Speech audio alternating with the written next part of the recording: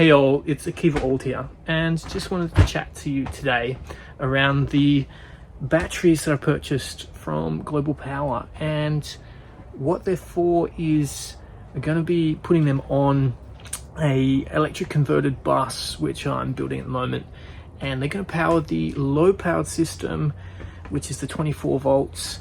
And what we're going to do with that is have a look at the batteries. Do they meet spec? Are they worth the money? What was the value? How did I find GlobelPower as a company to basically work with, and how I've managed to accomplish basically a reduction in price for anyone who accesses the coupon and link that is essentially in this video. So this is the inside of the awning on the side of the caravan I'm currently stopping in until this bus is built. Over here we have the Hithuim 280 amp hour batteries purchased from GlobelPower. These are the bus bars that come with the units.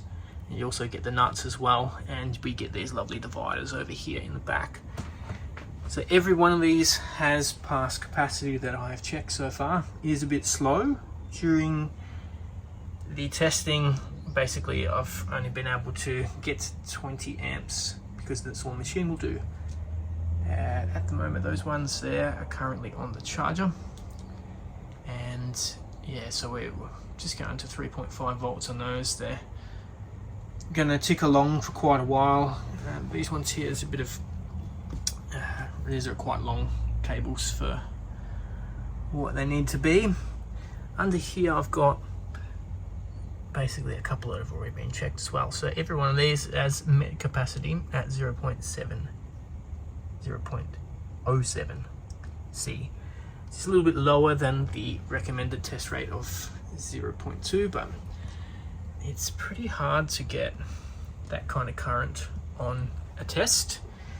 I do have a 4-channel tester coming very soon, which is specifically for testing these cells over here, which will be powering the bus as the high voltage system. So I've got 1400 of these on their way.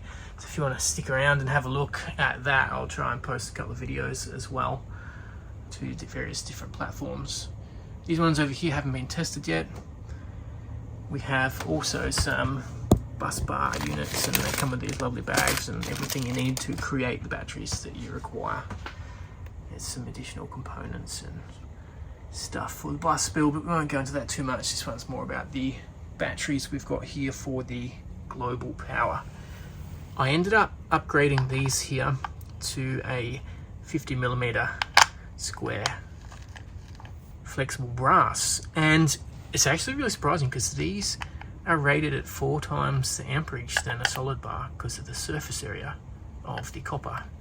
So this here is rated for 300 amps, which will be more than enough. I'm planning on each bank of 8 will be hitting about 130 amps at maximum peak off of these batteries, which is quite a lot. So it's 24 batteries here, and it would be 21.5 kilowatt hours in total for the 24 batteries.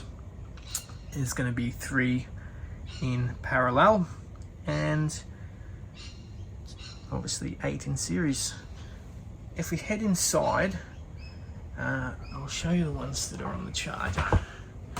So there's lots of stuff going on here. I've got an armada of parts and brakes stuff to go on this vehicle, and as we convert it to electric, we've got to do all these fun bits and pieces and make sure it's fit for purpose. And over here we do have this is the GlobelPower, I think it's a 4 amp. Have a look, see if we can see it. Yeah, so it's a 4 amp balancer. So how I'm going to run is I'm going to run the balancer on this to take care of obviously any discrepancies in the battery, and I'm going to have this BMS, which is quite small. It only does 15 amps.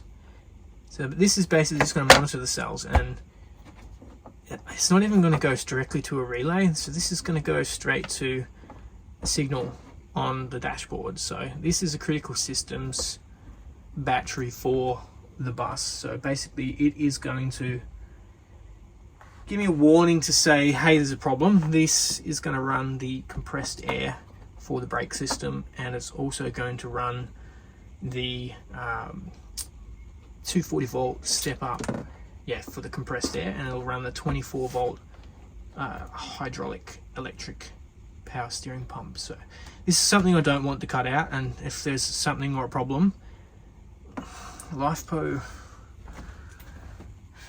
is pretty good.